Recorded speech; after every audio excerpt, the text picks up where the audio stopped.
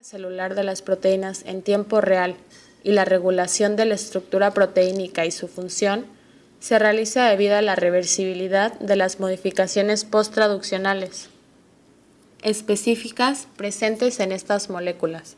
Esto nos interesa ya que la espectrometría de masas nos dará un análisis de las proteínas a través de procesos químicos, revelando así información que nos será útil para la interpretación.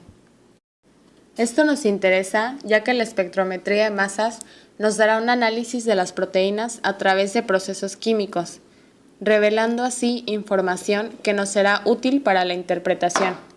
En esta sesión pretendemos abarcar desde las modificaciones posttraduccionales para poder tener una mejor comprensión de por qué y para qué utilizamos la espectrometría de masas. Con el estudio de las modificaciones posttraduccionales, se sabe que un determinado sitio modificado se representa una función reguladora de una proteína, pero con los avances de la ciencia es evidente que las modificaciones químicas en una determinada proteína no solo pueden mediar una función biológica, sino que también regulan otras modificaciones que originan una función diferente en la misma proteína, o actuar en una sinfonía de interacciones moleculares para modular la estabilidad e integridad de una población de proteínas. La proteómica estudia el proteoma, el conjunto de proteínas que se expresan a partir de un genoma.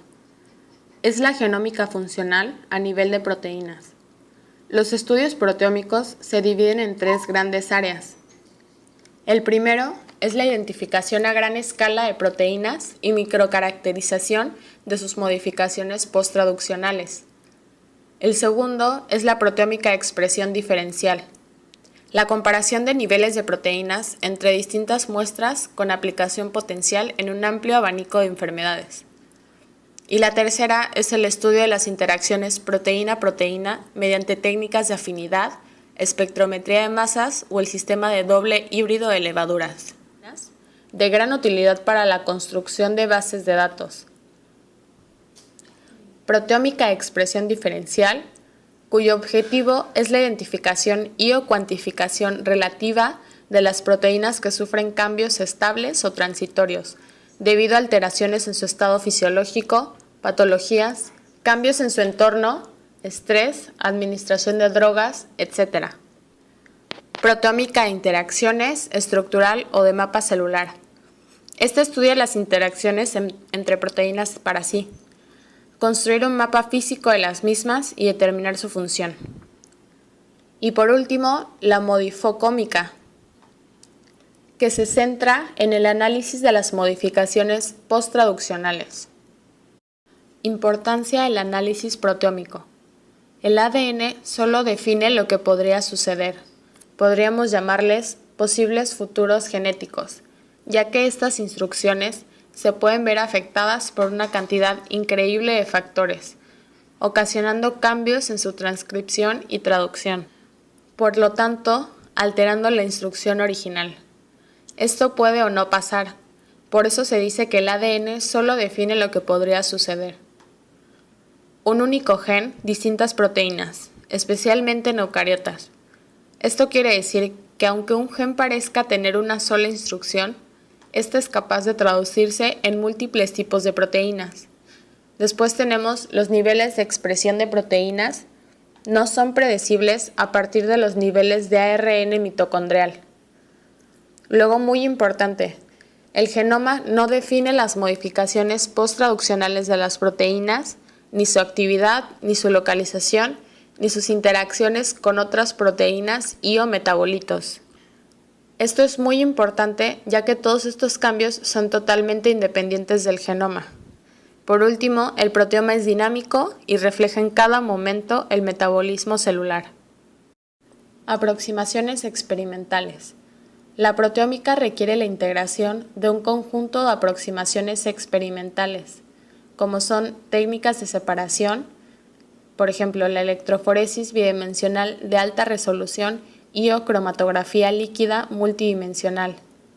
La cromatografía líquida con espectrometría de masas es una cromatografía líquida de alta resolución es la técnica de separación de sustancias más ampliamente utilizada. Los sistemas HPLC-MS facilitan el análisis de muestras que tradicionalmente han sido difíciles de analizar por cromatografía gaseosa y espectrometría de masas, es decir, análitos poco volátiles. Como resultado, la técnica es ampliamente utilizada en el análisis de fármacos, proteínas, etc. Los sistemas de ionización que han hecho posible este desarrollo son los sistemas API-EI y APCI. De esta forma se pueden analizar compuestos de peso molecular de hasta 100 kilodaltons con un rango de polaridades que va desde analitos no polares hasta los muy polares. Los espectros de masas obtenidos por HPLC-MS suelen ser más sencillos que los obtenidos en cromatografía de gases y espectrometría de masas, debido a que el nivel de fragmentación de las moléculas es menor. El inconveniente es que los espectros dependen parcialmente de los parámetros de ionización, es decir, que no pueden ser considerados como huella dactilar del compuesto, y por tanto, la comparación con colecciones de espectros estándares no es posible. Por esta razón, la comparación del espectro de masas de análitos con patrones debe realizarse en las mismas condiciones de trabajo. Técnicas de identificación: digestión de proteínas in gel o in solution, más espectrometría de masas.